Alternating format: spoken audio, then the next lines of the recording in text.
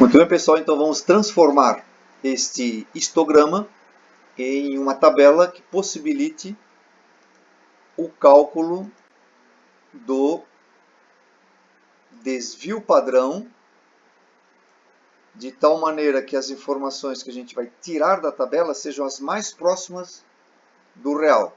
Então vamos lá. Para o cálculo do desvio padrão, eu preciso olhar para a tabela e saber que a primeira classe ali, ó, tem uma linha que está um pouquinho abaixo do 2,5, tá vendo? Não está bem no 2,5. Então eu posso dizer que a primeira classe, que vai de 35,4 a 36,8, tem frequência 2. Já a próxima classe, que vai de 36,8 a 38,2, olha lá, ó, o número talvez esteja um pouquinho acima do 2,5. Então eu vou arriscar em dizer que a frequência é 3. A próxima classe, que é de 38,2 a 39,6, está ali, ó. O número está um pouquinho abaixo do 12,5. Então eu me arrisco a dizer que a frequência ali é 12. O próximo, a classe vai de 39,6 até 41,0. Está lá em cima. Está um pouquinho acima do 27,5. Então posso arriscar que do 36,9 ao 41,0, a frequência é 28. Próxima classe vai de 41 a 42,4. Está ali, ó. Está entre o 17,5 e o 20, mas está mais próximo do 20 do que do 18. Então eu vou arriscar em dizer que ali a frequência é 19. Última classe, de 42,4 a 43,8. Está ali, ó, frequência talvez ó, entre o 10 e o 12,5, ali deve ser um 11, ok? Estou fazendo de propósito para que vocês, se porventura usarem valores um pouquinho diferentes, os cálculos, claro, os números vão ser um pouco diferentes, mas no final não vai dar tanta diferença assim. Esse aqui é um exercício bacana porque lança para vocês o desafio de ter um pouco, né, de coerência na retirada dos valores que não necessariamente estão escritos aqui no eixo vertical e também não estão escritos por sobre as colunas aqui, tá vendo? Mas isso não impede de que a gente consiga transferir para a tabela o valor mais próximo ou mais coerente. Beleza. Como eu vou ter que calcular o desvio padrão, eu sei que eu vou precisar do ponto médio, porque eu vou ter que calcular a média. O ponto médio é 35,4 mais 36,8 dividido por 2, dá 36,1. O próximo seria 36,8 mais 38,2, dá 37,5.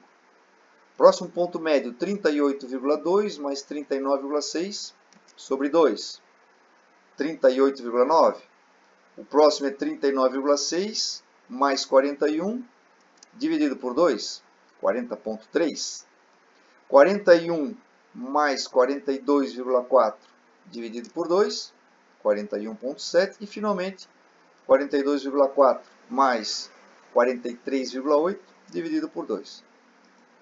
Montei a coluna do ponto médio.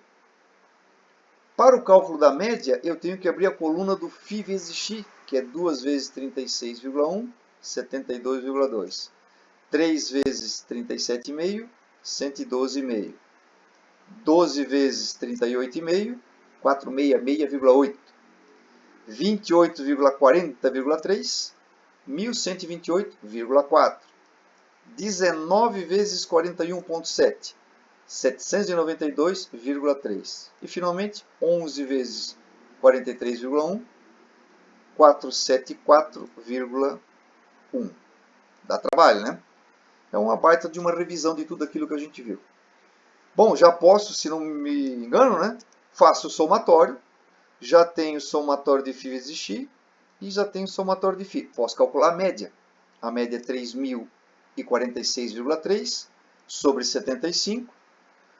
Nós vamos arredondar isso para centésimos, Quem ocupa a casa dos centésimos é o 1, à direita está o 7, acrescenta uma unidade. A minha média é 40,62. Tranquilo? Muito bem. Próximo passo. Somatório de φ vezes x ao quadrado, ou o famoso φxx, que agora é o 36,1 vezes 72,2. 37,5 vezes 112,5. 38,9 vezes 466,8.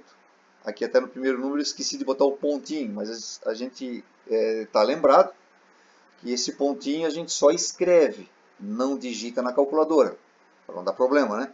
40,3 vezes 1.128,4.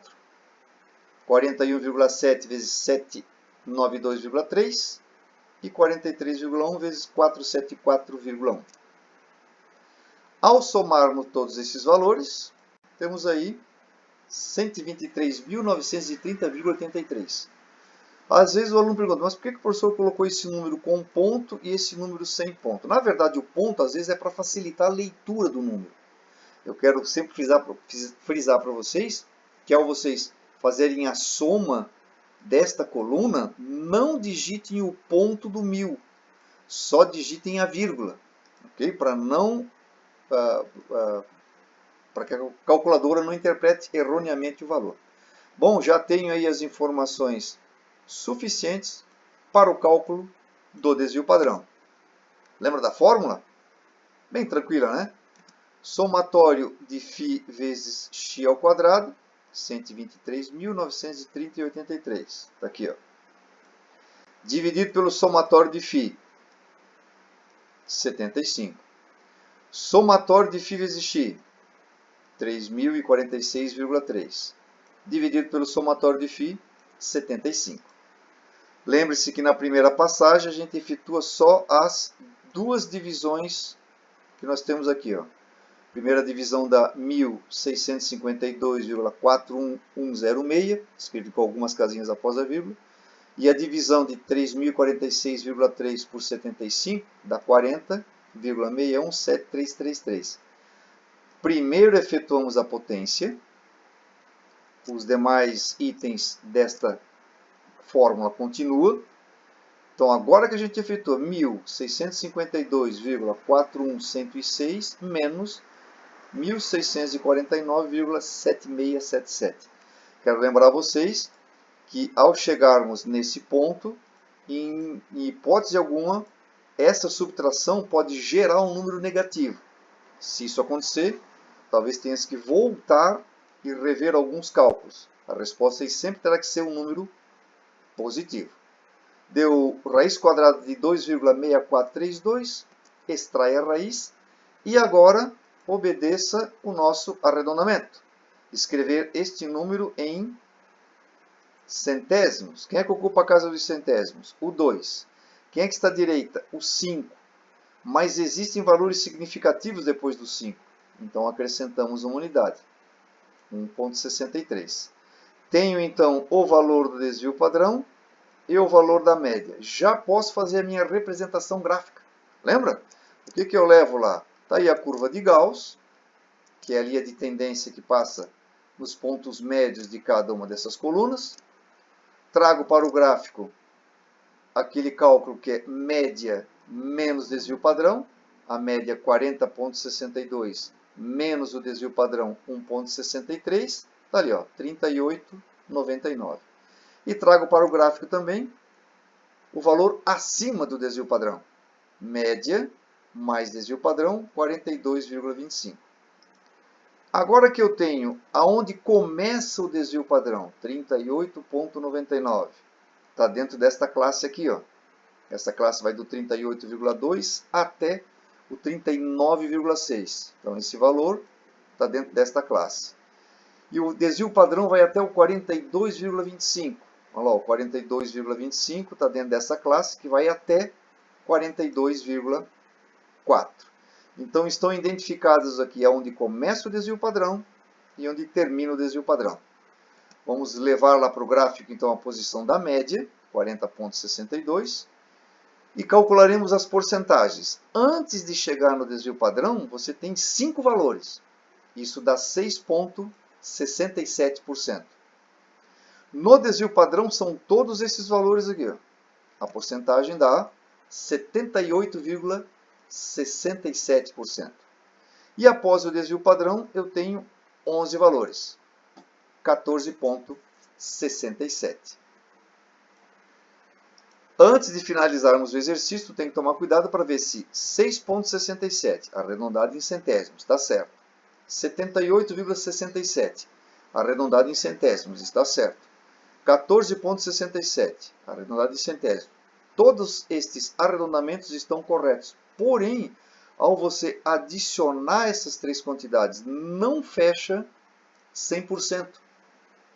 Dá 100,1. Opa, então eu preciso voltar na maior parcela, que é o 78,67, e descontar um pedacinho aí, tá vendo?